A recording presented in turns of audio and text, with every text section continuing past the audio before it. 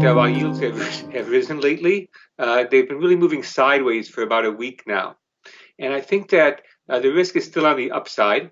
And I think that what could trigger it could be comments from the FOMC next week.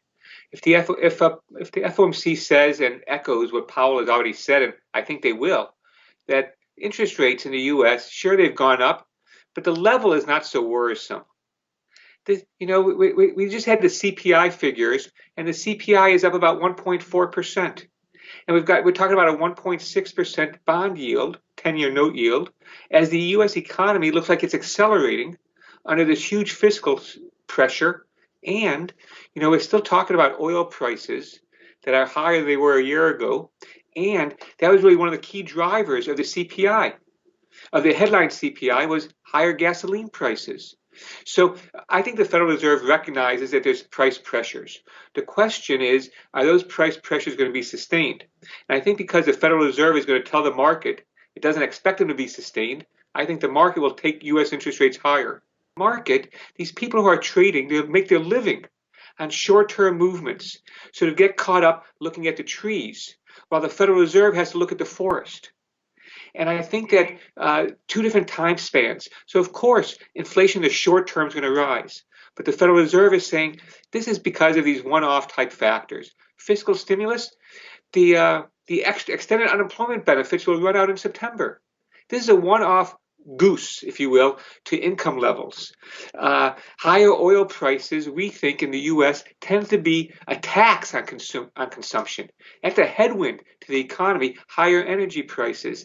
And so the other factor I think here is that some of the rises of prices have nothing to do with the Federal Reserve and easy monetary policy, easy fiscal policy. I'm thinking about oil prices. I'm thinking about semiconductor chips. I'm thinking about the price of commodities has gone up, and that's partly because of strong Asian demand. And so I won't get, so I think that this is the tension really right now, is between the market that wants some immediate gratification. They want to be told, yes, we're watching inflation and we're on top of things, and if we have to taper, we will, and just try to appease the market. Or the Federal Reserve should do its analysis and have a view, a longer term view than the instantaneous gratification the market might be looking for. Well, so when we think about inflation, we really have to think about how it's measured. What's measured in our inflation? And it turns out that the two elements account for about half of it: medical costs and housing costs. And so, and the housing costs are kind of complicated because rents have fallen. And this was a drag on the CPI. But the owner's equivalent house prices have actually held up very well. And so you got two elements of housing pushing in opposite directions. On the energy side, like I mentioned, gasoline prices have gone up a lot. So the fact that clothes prices have fallen might not be, it's nice to know that not all prices are rising. This fiscal stimulus, and this is about 14% of GDP that the U.S. is spending. We're going to get this 1.9 trillion stimulus approved. It'll go to the president's hand. He'll sign it before the end of the week. And we're talking about 14% of GDP, and this is going to really boost the U.S. growth. And as it boosts U.S. growth and U.S. interest rates rise faster than in Europe or in Asia, the dollar may strengthen a bit more. But what causes the dollar to strengthen in the short run may undermine it in the longer term. So I'm thinking that maybe the dollar's got a little bit more of a lift to it, but by the middle of the year, what's going to happen? Europe is going to be catching up. It's going to be rolling out its vaccines, and they'll be catching up a little bit. The US and the UK are well ahead. And in the middle of the year, the EU's fiscal package, the recovery fund, begins kicking in.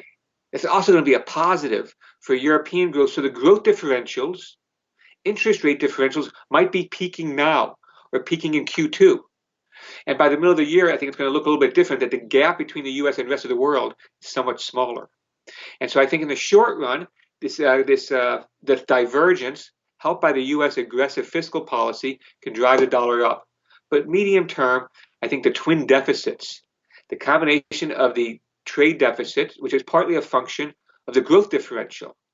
The U.S. is going to be growing quicker, so it's going to be sucking in more of the world's imports, or more of the world's exports.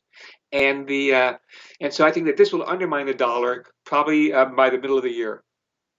So I'm sticking to my sort of my bearish dollar view, and I had the euro going to 125 this year, and I had the dollar yen going to about 110. And I think that these cyber currencies are a type of asset, but I think that's confusing to think about them as money. I wonder as well is that this might be like the dress rehearsal. Because what are we going to experience? What are all of us going to experience? And I say all of us because, when we think about the cryptocurrency, Bitcoin, I want to say that I saw a survey that suggested only about 6% of Americans have traded it or have invested in it.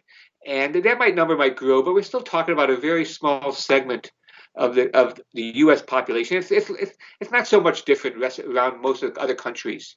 And so I think that the future, how it's going to impact us, is not so much. This is what I think of as more of a dress rehearsal. Because I think central banks will be having their own digital forms of money, and that this will be like, so right now, for example, I can go onto a book website and buy a book, and I can use my credit card. I could use their credit card. I could use my PayPal account. Down the road, I'll be able to use my digital dollars. And I think that it has a lot of benefits I think about the people who are not banked, who maybe don't get regular pay or regular income, and they don't have a bank, they don't have a credit rating. This will allow them to be integrated into the financial system better. I think it makes more instantaneous payments. So I can see a lot of advantages, but it's not going to be coming from the crypto space because people are not really using those crypto coins, those crypto money to really buy things. It's way too volatile for a consumer, and it's too volatile for the business to accept. So I think it's a nice thing. Sometimes you see some businesses offering they'll take payment in cryptocurrency, but I think that's just more of a marketing device rather than a really investment.